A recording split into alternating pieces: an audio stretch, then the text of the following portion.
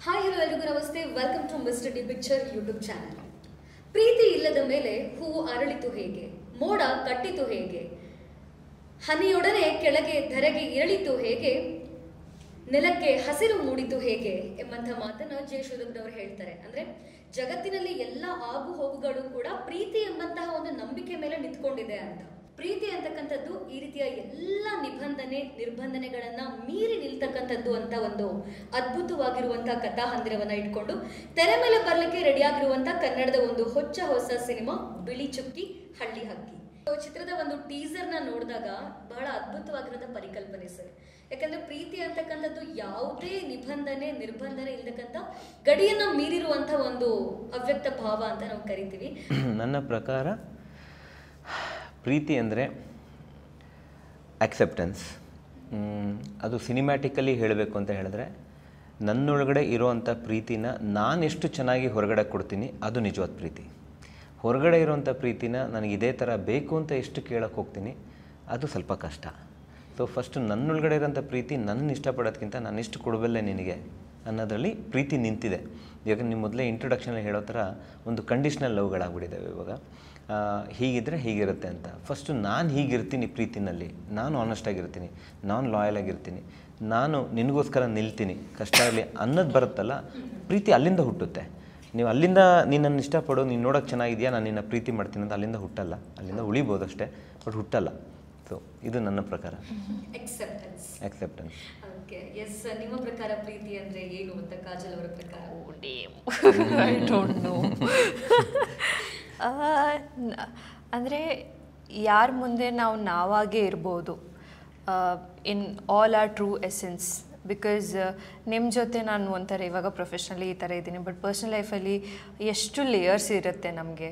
ಆ ಎಲ್ಲ ಲೇಯರ್ಸ್ನೂ ನಾವು ಯಾರ ಮುಂದೆ ವಿದೌಟ್ ಹೆಸಿಟೇಷನ್ ಇಡ್ಬೋದು. Safe, where we can feel safe as a home. ಎಲ್ಲಿ ರೆಸ್ಪೆಕ್ಟ್ ಇರುತ್ತೆ. I think respect is the first step to love. Respect, yeah, ಅದು mutual respect, yeah, and home, feel home, that is love. So ಈ ಚಿತ್ರದ ಒಂದು beauty ಅಂತ ಅಂದರೆ sir, ನೈಜತೆಯನ್ನ ತೆರೆ ಮೇಲೆ ತರುವಂಥ ಒಂದು ಪ್ರಯತ್ನವನ್ನ ಮಾಡ್ತಾ ಇರೋದು. ಅಂದರೆ ನಮ್ಮನ್ನು ನಾವು ಒಪ್ಕೊಳ್ಬೇಕು ಅನ್ನೋಂಥ ಒಂದು ಕಾನ್ಸೆಪ್ಟೇ ಇದೆಯಲ್ಲ, ತುಂಬಾ ಜನದನ್ನ ಮಾಡಲ್ಲ ಆ್ಯಕ್ಚುಲಿ. ಎಲ್ಲರೂ ಒಂದಲ್ಲ ಒಂದಿದೆ ಸಫರ್, ನಾವಲ್ಲಿರೋ ನಮ್ಮನ್ನ ನಾವು ತೋರ್ಸಕ್ಕೆ ಹೋಗ್ತೀವಿ. ಸೋಷಿಯಲ್ ಮೀಡಿಯಾ ಆಗಿರ್ಬೋದು ಅಥವಾ ಜನಗಳಿಗಾಗಿರ್ಬೋದು. ಸೊ ಫಸ್ಟ್ ನಾವು ಹೆಂಗಿದ್ದೀವಿ ಅದನ್ನ ನಾವು ತೋರ್ಸೋಣ ಅನ್ನೋಂಥ ಕಾನ್ಸೆಪ್ಟ್ ಇದೆಯಲ್ಲ, ಬ್ಯೂಟಿಫುಲ್ ಕಾನ್ಸೆಪ್ಟ್ ಅಂತ ನನ್ಗೆ ಅನ್ಸುತ್ತೆ. ನೀವು ಕೂಡ ವಿಟಿಲಿಗೂ ಇದನ್ನ ಎಕ್ಸ್ಪೀರಿಯನ್ಸ್ ಮಾಡ್ತಾ ಇರುವಂತವ್ರು. ಸೊ ಹಳೆ ಇಂಟರ್ವ್ಯೂನೆಲ್ಲ ನೋಡ್ತಾ ಇದ್ದೆ, ಒಂದು ಚರ್ಮ ಕಾಯಿಲೆ ಅಂತ ಅದನ್ನ ಸಂಬೋಧಿಸ್ತಾ ಇದ್ರು. ಬಹುಶಃ ಅದು ಕಾಯಿಲೆ ಅಲ್ಲ, it's a condition, skin condition. ಇದು ಇಟ್ಸ್ ನಾಟ್ ಅ ಡಿಸೀಸ್ ಅಂತ ಹೇಳ್ತೀವಿ. ಎಸ್, ಈ ಒಂದು ಕಾನ್ಸೆಪ್ಟ್ ತೆರೆ ಮೇಲೆ ತಗೊಂಡ್ಬರ್ಬೇಕು ಆದ್ರೆ ಎಷ್ಟು ಧೈರ್ಯ ನೀವು ಮಾಡಿದ್ರಿ ಸರ್? ಹೇಗೆ ಹುಟ್ಟಿತು ಈ ಒಂದು ಕಾನ್ಸೆಪ್ಟ್ ಅಂತ ತರಲೇಬೇಕು ನಾನು ಅಂತ? ಕಾನ್ಸೆಪ್ಟ್ ಹುಟ್ಟಿದ್ದು ಬೇರೆ ಕತೆ, ಆದರೆ ಅದಕ್ಕೆ ಎಷ್ಟು ಧೈರ್ಯ ಬೇಕು ಅನ್ನೋದು ಇನ್ನೊಂದು ಕತೆ ಅದು. ಯಾಕಂದರೆ ಧೈರ್ಯ ಅಂದ ತಕ್ಷಣ ಎಲ್ಲರೂ ಏನು ಅಂದ್ಕೊಳ್ತಾರೆ, ಹೊಡೆದಾಡ್ಬಿಡೋದು, ನಾನು ಹಿಂಗಿದ್ದೀನಿ, ನಾನು ಭಯ ಪಡಲ್ಲ ಅನ್ನೋದು ಧೈರ್ಯ ಅಂದ್ಕೊಳ್ತಾರೆ. ನೋ, ಕೆಲವೊಂದು ಸತಿ ಒಂದು ರೈಟ್ ಡಿಸಿಷನ್ ತೊಗೊಳ್ಳೋದಿದೆಯಲ್ಲ ಅದು ಧೈರ್ಯ. ಒಂದು ರೈಟ್ ವ್ಯಕ್ತಿಗೆ ಇದು ಇದು ಇದು ಸರಿ ತಪ್ಪು, ಇದು ಮಾಡಬೇಕು ಮಾಡಲ್ಲ ಅನ್ನೋದಿದೆಯಲ್ಲ ಅದು ಧೈರ್ಯ. ಓಕೆ, ನನ್ನಲ್ಲಿ ಇದಿದೆ, ನೀನು ನನಗೆ ಇದನ್ನ ಹೇಳಿದ್ಯಾ, ನಾನು ಇದನ್ನು ಅಕ್ಸೆಪ್ಟ್ ಮಾಡ್ಕೊಳ್ತೀನಿ ಅಂತಲ್ಲ, ಅದು ಧೈರ್ಯ ನಮಗೆ. ಸೊ ಧೈರ್ಯ ಅನ್ನೋದು ಬರೀ ನನಗೆ ನಾನು ಡೇರಿಂಗ್ ಆಗಿದ್ದೀನಿ, ನಂಗೆ ಶಕ್ತಿ ಇದೆ, ನಾನು 10 ಜನಕ್ಕೆ ಹೊಡೆದ್ಬಿಡ್ತೀನಿ ಅನ್ನೋ ಧೈರ್ಯ ಅಲ್ಲ. ಧೈರ್ಯ ಅನ್ನೋದು ನಾನು ಇದನ್ನು ಯೋಚನೆ ಮಾಡಿದ್ದೀನಲ್ಲ, ಇದನ್ನು ಮಾಡಬೇಕಾ ಅಂತ ಡಿಸಿಷನ್ ತೊಗೊಳ್ಳೋದೇ ಒಂದು ಧೈರ್ಯ.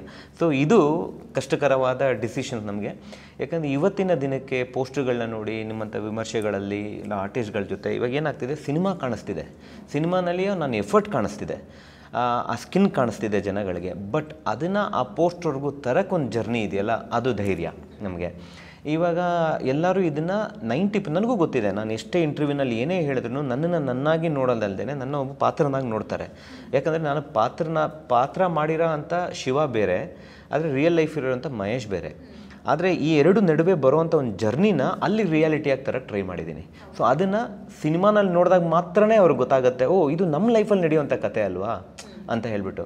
ಸೊ ಆ ಧೈರ್ಯ ಮಾಡಬೇಕು ಅಂತ ಹೇಳಿದ್ರೆ, ಪ್ರೊಡ್ಯೂಸರ್ ನಾನು, ಡೈರೆಕ್ಟರ್ ನಾನು, ಲೀಡ್ ಆ್ಯಕ್ಟರ್ ನಾನು, ನಾನು ಸೂಪರ್ ಅಂತ ಹೇಳೋಕ್ಕಂತೂ ಚಾನ್ಸೇ ಇಲ್ಲ.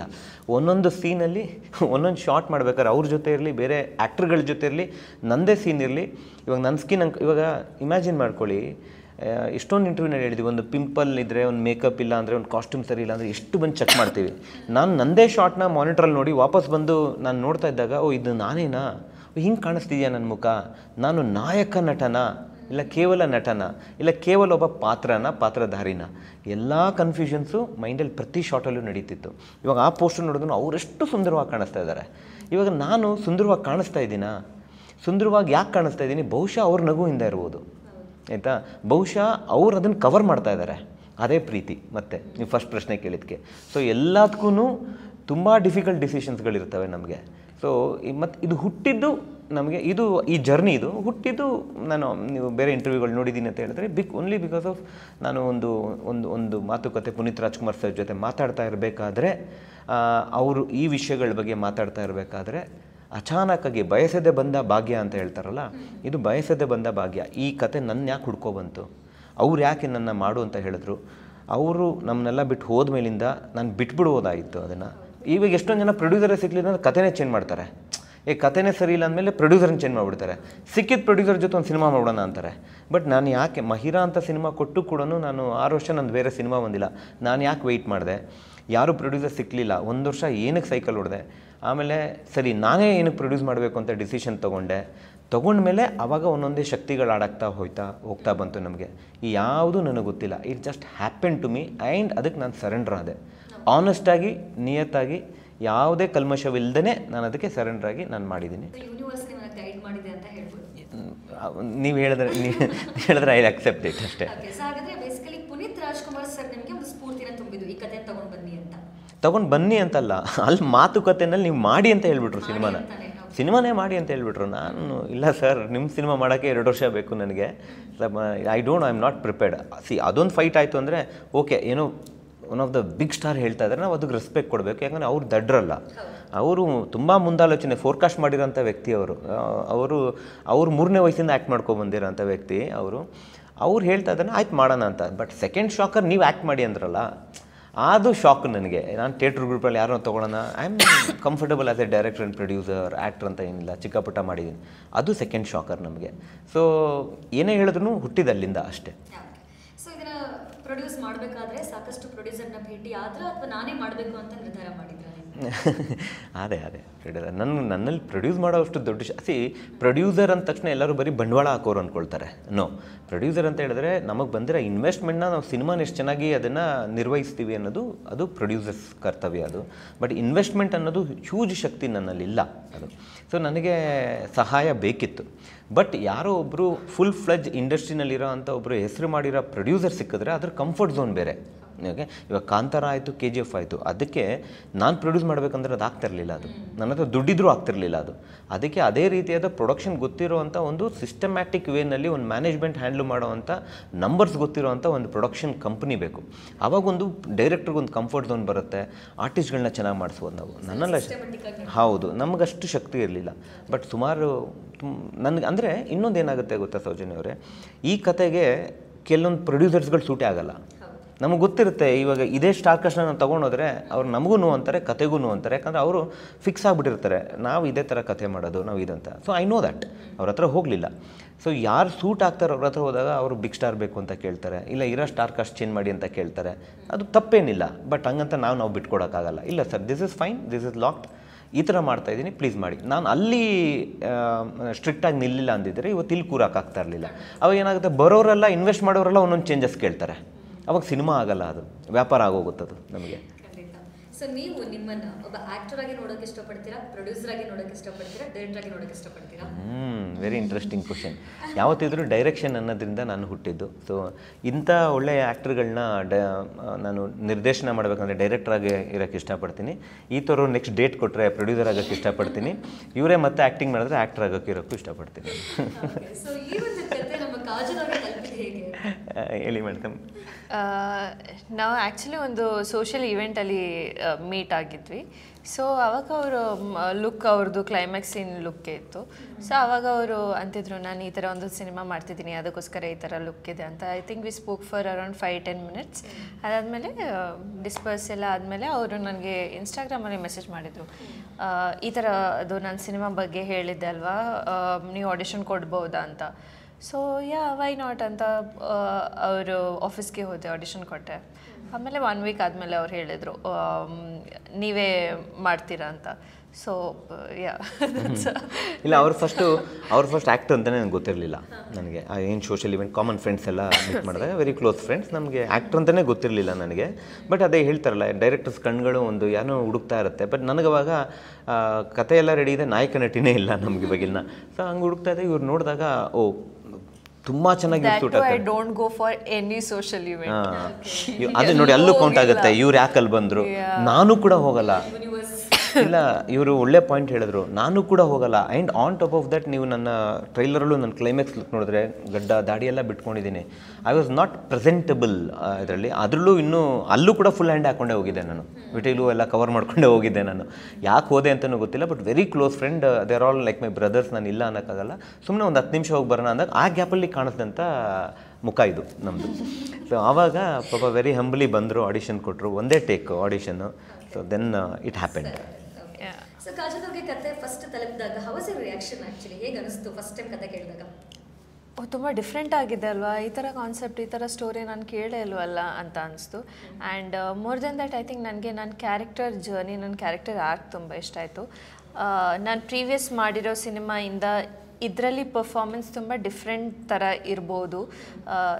ಆ್ಯಸ್ ಎನ್ ಆ್ಯಕ್ಟರ್ ಕೂಡ ನನಗೂ ತೋರಿಸ್ಬೋದು that I can pull it off, and also to the audience that I might be capable of more ಅಂತ.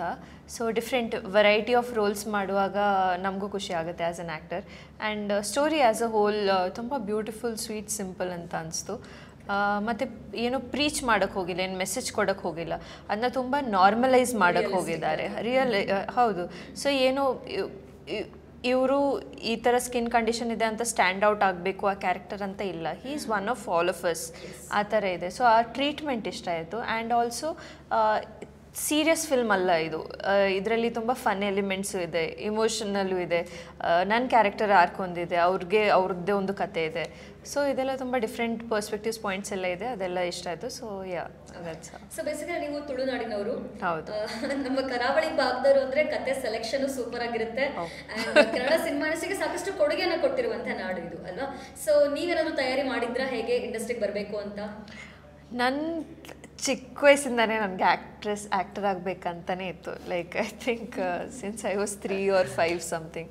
ಸೊ ನನಗೆ ಬೇರೆ ಪ್ರೊಫೆಷನ್ ಮಾಡಬೇಕು. ಆ್ಯಕ್ಚುಲಿ ಬೇಸಿಕಲಿ ನಾನು ಡ್ಯಾನ್ಸರ್. ಸೊ ನಾನು ಯಾವಾಗಲೂ ಕನ್ಫ್ಯೂಷನ್, ನಾನು ಆ್ಯಕ್ಟರ್ ಆಗಬೇಕಾ ಡಾನ್ಸರ್ ಆಗಬೇಕಾ ಅಂತ. ಅದಕ್ಕೆ ಅವ್ರು ಕೇಳ್ತಾ ಇದ್ದಾರೆ ಅವತ್ತು ಒಂದಿನ, ಸರ್ ನೆಕ್ಸ್ಟ್ ಡ್ಯಾನ್ಸ್ ಯಾವ್ದಾದ್ರು ಫಿಲ್ಮ್ ಮಾಡಿ ಸರ್ ಅಂತ. ಇಲ್ಲ ನಾನು ಯಾವ ಸಿನಿಮಾದು ನಾನು ಡ್ಯಾನ್ಸ್ ಮಾಡೋಕ್ಕೆ ಸಿಗಲಿಲ್ಲ, ಅನ್ಫಾರ್ಚುನೇಟ್ಲಿ. ನಾನು ಮಾಡಿದ್ದೀನಿ, ಅವ್ರು ಮಾಡಿಲ್ಲ. ಸೊ ನಾನು ಯಾವಾಗಲೂ ಆ್ಯಕ್ಟರ್ ಆಗಬೇಕಂತ ನಾನು ಅದೇ ಆ್ಯಸ್ ಎ ಡ್ಯಾನ್ಸರ್ ನಾನು ಚಿಕ್ಕ ವಯಸ್ಸಲ್ಲಿ ರಿಯಾಲಿಟಿ ಶೋಸಲ್ಲಿ ಎಲ್ಲ ತುಂಬ ಪಾರ್ಟಿಸಿಪೇಟ್ ಮಾಡಿದ್ದೀನಿ. ಲೈಕ್ ಬೂಗಿ ಅಂತ ಒಂದು ಸೋನಿ ಟಿವಿಯಲ್ಲಿ ಬರ್ತಿತ್ತು. I don't know if you know. Around 8 episodes I've done. Really? Yeah. George Jeffrey ಎಲ್ಲ ಬರ್ತಿರಲ್ಲ ಅವಾಗಲ? I don't know. Yeah. Good. Nice. So hidden talent ಅವರು. And ನನ್ನ ಸ್ಕೂಲ್ ಆದ ತಕ್ಷಣ ನಮ್ಮ ಲೋಕಲ್ ಇದರಲ್ಲಿ ಥಿಯೇಟರ್ ಗ್ರೂಪ್ ಇತ್ತು, ಅಲ್ಲಿ ಸೇರ್ಕೊಂಡ್ಬಿಟ್ಟೆ. So I have done theatre also after school. Around 8 years something ಥಿಯೇಟರಲ್ಲಿ ಮಾಡಿದೆ. ಆಮೇಲೆ ನಾನು ಕಾಲೇಜಲ್ಲಿ ಇರುವಾಗ ನನಗೆ ಆ್ಯಕ್ಚುಲಿ ಓದೋದ್ರಲ್ಲಿ ಅಷ್ಟೇನು ಇಂಟ್ರೆಸ್ಟ್ ಇರ್ತಿರ್ಲಿಲ್ಲ. ಬಟ್ ನನ್ನ ಪೇರೆಂಟ್ಸ್ ಯಾವಾಗಲೂ ಇಲ್ಲ ಡಿಗ್ರಿ ಒಂದು ಮಾಡಬೇಕು ಅಂತ ಇತ್ತು. ಬಟ್ ಅದು ನನಗೆ ಕಾಲೇಜಲ್ಲಿ ನಾನು ಫಿಟ್ಟೇ ಆಗ್ತಿರ್ಲಿಲ್ಲ. ನಾನು ಆ್ಯಕ್ಚುಲಿ ಇವಾಗಲೂ ಇಂಟ್ರೋವರ್ಟೆ, ಬಟ್ ಆ ಟೈಮಲ್ಲಂತೂ ಇನ್ನೂ ಜಾಸ್ತಿ, ಲೈಕ್ ಯಾರ ಹತ್ರನೂ ಮಾತಾಡ್ತಿರ್ಲಿಲ್ಲ. ಮತ್ತು ಆ college I was in one of the top colleges of Navi Mumbai. ನನಗೆ ಅಲ್ಲಿ ಇದು ಬೇರೆನೇ ಪ್ರಪಂಚಪ್ಪ, ನನಗೆ ಯಾರಿಗೂ I don't know anyone what world have come in. Oh my God, seriously. So ನನ್ನ ಸೆಕೆಂಡ್ ಇಯರ್ ವೆಕೇಷನ್ ಇರುವಾಗ ನಾನು anyway I knew I wanted to be an actor. So ನಾನು ಫಿಲ್ಮ್ ಸ್ಕೂಲೆಲ್ಲ ಹೇಗೆ ಹೋಗಬೇಕು ಅಂತ ಅದು ನೋಡ್ತಾ ಇದ್ದೆ. ಬಟ್ ಅನ್ಫಾರ್ಚುನೇಟ್ಲಿ ನಮ್ಮ ಮನೆ ಕಂಡೀಷನ್ ಆ ಥರ ಇರಲಿಲ್ಲ that I could afford. So I thought let me just start giving auditions ಅಂತ. ಸೊ ನನ್ನ ಪ್ರಕಾರ ಏನು ಸೆಕೆಂಡ್ ಇಯರ್ ವೆಕೇಷನ್ ಅಲ್ವಾ, ಒಂದು ಏನು ಸೀರಿಯಲ್ ಏನು ಸಿಕ್ಬಿಟ್ರೆ ಅಲ್ಲೇ ಹೋಗ್ಬಿಡ್ತೀನಿ ಎಜುಕೇಷನ್ ಕಾಲೇಜ್ ಕಾಲೇಜ್ ಮಿಸ್ ಆಗಿಬಿಡುತ್ತೆ ಅಂತ ಐ ಲೈಕ್ ಡೂಯಿಂಗ್ ಅಲ್ವಾ. ಸೊ ಅಲ್ಲಿಂದ ಆಡಿಷನ್ ಕೊಡೋಕ್ಕೆ ಸ್ಟಾರ್ಟ್ ಮಾಡಿದೆ. ಸೊ ಚಿಕ್ಕ ಪುಟ್ಟ ಸೀರಿಯಲಲ್ಲಿ ಒನ್ ಡೇ ರೋಲ್ ಆ ಥರ ಕ್ರೈಮ್ ಪೆಟ್ರೋಲಲ್ಲಿ ಎಲ್ಲ ಮಾಡ್ತಾಯಿದ್ದೆ ಆವಾಗ.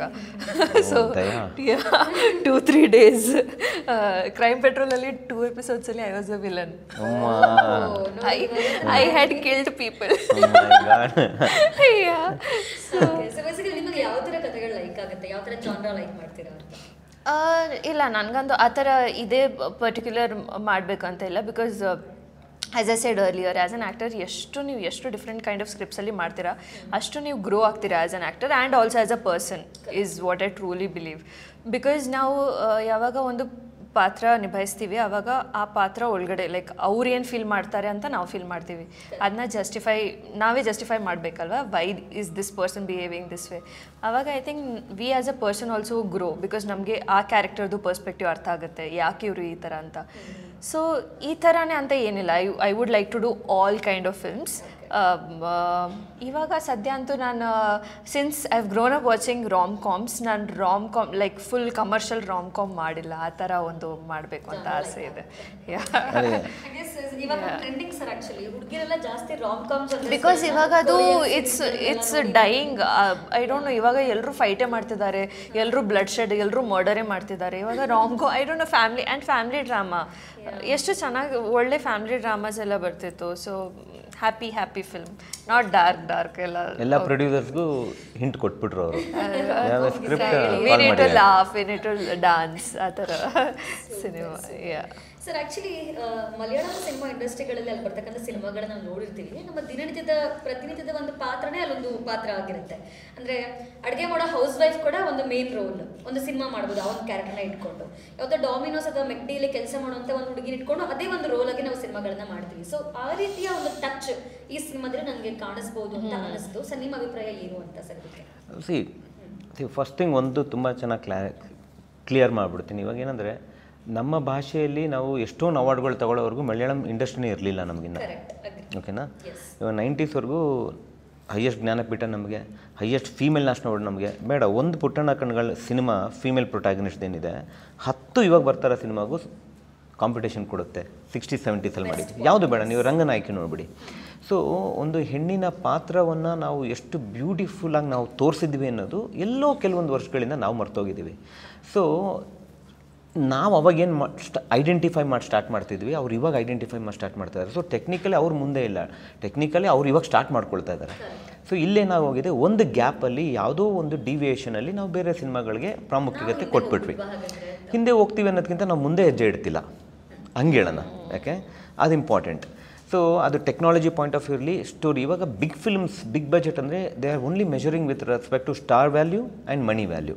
ಆಯಿತಾ? ಅವೆರಡರ ನಡುವೆ ಒಂದು ಕಾಂಟೆಂಟ್ ಹಾಕಿ ನೋಡಿ, ಆವಾಗ ಒಂದು KGF ಹುಟ್ಟುತ್ತೆ. ಅವೆರಡೂ ನಡುವೆ ಒಂದು ಕಾಂಟೆಂಟ್ ಹಾಕಿ ನೋಡಿ, ಒಂದು ಕಾಂತಾರ ಹುಟ್ಟುತ್ತೆ. ಆ ಥರ ಇವಾಗ ನಾನು ಎಲ್ಲ ಕಡೆ ಇದನ್ನು ಓಪನ್ ಆಗಿ ಹೇಳಿದ್ದೀನಿ. ಯಾಕಂದರೆ ಇವಾಗ ಅವ್ರ ಭಾಷೆಗಳಲ್ಲೂ 200-250 ಸಿನಿಮಾ ಬರ್ತಿದೆ. ನಿಮಗೆ ಎಷ್ಟು ಸಿನಿಮಾ ಗೊತ್ತು? 2-3. ಆಯಿತಾ? ಅವ್ರನ್ನ ಅಲ್ಲಿ ವಿಮರ್ಶೆ ಮಾಡೋರು ಯಾರು ಕೇಳಿ ನೋಡಿ, ಅವ್ರಿಗೂ ನಮ್ಮ ಕನ್ನಡದ 2-3 ಗೊತ್ತಿರೋದು. ಸೊ ಯಾರು ಮೇಲೆ ಕೆಳಗಡೆ ಇಲ್ಲ ಇಲ್ಲಿ. ಒಂದು ಥಿಂಗ್ ಏನು ಮಿಸ್ ಆಗ್ತಿದೆ ಅಂದರೆ ನೋಡಿ, ಇವಾಗ ಶ್ರೀ ಮುರಳಿ ಅವರು ನಮ್ಮ ಫಿಲ್ಮ್ನ ಪ್ರೆಸೆಂಟ್ ಮಾಡ್ತಾ ಇದ್ದಾರೆ. This is missing in our industry. Puneeth sir identify ಮಾಡಿಬಿಟ್ಟು ನೀವು ಇದನ್ನು ಮಾಡಬೇಕು ಅಂತ ಹೇಳಿದ್ರು. ಆ ಕಾಳಜಿ, ಕುತೂಹಲ, ನಾವು ಫಸ್ಟ್ ಮಾಡಬೇಕು ಕನ್ನಡದಲ್ಲಿ ಅನ್ನೋದು, ಅದು ಮಿಸ್ ಆಗ್ತಾ ಇದೆ. ಇದನ್ನು ಸ್ಲೋಗೆ ತೊಗೊಳ್ತಾ ಇದ್ದಾರೆ. ಇದನ್ನು ಬರೀ ನಮ್ಮ ಸಿನಿಮಾಗಂತಲ್ಲ, ಬರ್ತಾರ ಎಲ್ಲ ಇಂಡಿಪೆಂಡೆಂಟ್ ಸಿನಿಮಾಗಳಿಗೂ ಆ ಥರ ಒಂದು ರೆಕ್ಕೆ ಆಡಾಗಬೇಕು. ಇವಾಗ ಮಲಯಾಳಂ ಇಂಡಸ್ಟ್ರಿನಲ್ಲಿ ನೀವೇನು ಮೆನ್ಷನ್ ಮಾಡಿದ್ರಿ, ಯಾವುದೋ ಒಂದು ಸ್ಮಾಲ್ ಬಜೆಟ್ ಸಿನಿಮಾ, ಅವ್ರ ಸ್ಮಾಲ್ ಬಜೆಟ್ ಕೇಳಿ ನೋಡಿ, ಅವ್ರ ಪ್ರಕಾರ 10 ಕೋಟಿ 12 ಕೋಟಿ. That is no wear independent ಸಿನಿಮಾಗೆ ಸ್ಮಾಲ್ ಬಜೆಟ್. ಅದು ಅರ್ಥ ಆಗ್ತಿದೆಯಾ? ಸೊ ಆ ಸಿನಿಮಾನ ರಿಲೀಸ್ ಆಯಿತು ಅಂದ ತಕ್ಷಣ ಎಲ್ಲ ಬಿಗ್ ಸ್ಟಾರ್ ಟ್ಯಾಗ್ ಮಾಡ್ತಾರೆ. ಸೊ ಅವರು ಸಿನಿಮಾನ ಸಪೋರ್ಟ್ ಮಾಡ್ತಿಲ್ಲ, ಅವರು ಇಂಡಸ್ಟ್ರಿನ ಸಪೋರ್ಟ್ ಮಾಡ್ತಾ ಇದ್ದಾರೆ. ಸೊ ಆ ಇಂಡಸ್ಟ್ರಿ ಒಳಗಡೆ ಎಲ್ಲರೂ ಬಂದುಬಿಟ್ರು. ಬಿಗ್ಗೆಸ್ಟ್ ಸ್ಟಾರ್ ಸಿನಿಮಾ ಕೂಡ ಎಲ್ಲರೂ ಟ್ಯಾಗ್ ಮಾಡ್ತಾ ಇದ್ದಾರೆ. ಚೆನ್ನಾಗಿದೆಯಾ ಚೆನ್ನಾಗಿಲ್ವಾ, hit of flop of secondary. ಆಯಿತಾ?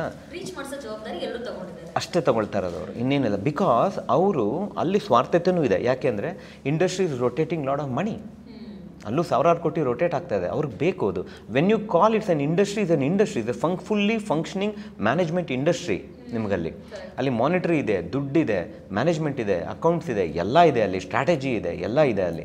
ನಾವು ಹೈಯರ್ ಮಾಡ್ತಾ ಇದ್ದೀವಿ, ನಾವು ಕೂಡ ಮಾಡ್ತಾ ಇದ್ದೀವಿ. ಸೊ ಇದನ್ನು ಆ ರೀತಿ ಒಂದು ವ್ಯಾಪಾರ ಮೂಲಕವಾಗಿ ಅದನ್ನು ನೋಡಿದ್ರೆ ಇಂಡಸ್ಟ್ರಿ ಗ್ರೋ ಆಗುತ್ತೆ. ಇಲ್ಲಿ ಕೇವಲ ಇವ್ರು ಮಾಡಿದ್ರೆ ಇಟ್ಟಾಗುತ್ತೆ, ಇಷ್ಟು ಮಾಡಿದ್ರೆ ಇದಾಗುತ್ತೆ ಅನ್ನೋ ಲೆಕ್ಕದಲ್ಲಿ ನೋಡಿದ್ರೆ ನಮ್ಗೆ ಇಂಡಸ್ಟ್ರಿ ಸ್ವಲ್ಪ ಕಷ್ಟ ಅನಿಸುತ್ತೆ, ಅಷ್ಟೇ ನಾನು ಹೇಳೋಕ್ಕೆ ಇಷ್ಟಪಡೋದು. ಸೊ ಅದ್ರ ಅಂಶ ಇಲ್ಲಿದೆ ಅನ್ನೋದಕ್ಕಿಂತ ಇಲ್ಲಿನ ಅಂಶ ಅಲ್ಲಿ ತೊಗೊಳ್ತಾರೆ ನೋಡಿ. ಇವಾಗ ತುಂಬ ಬ್ಯೂಟಿಫುಲ್ ಆಗಿ ಎಕ್ಸ್ಪ್ಲೈನ್ ಮಾಡಿದ್ರಿ ಸರ್. ಆ್ಯಕ್ಚುಲಿ ಎಷ್ಟು ಸಿಂಪ್ಲಿಫೈ ಆಗಿ ತಿಳಿಸ್ಬಿಟ್ರಿ ಅಂತಂದರೆ ಈ ಕಾನ್ಸೆಪ್ಟನ್ನು. Amazing. Thank you so much. S.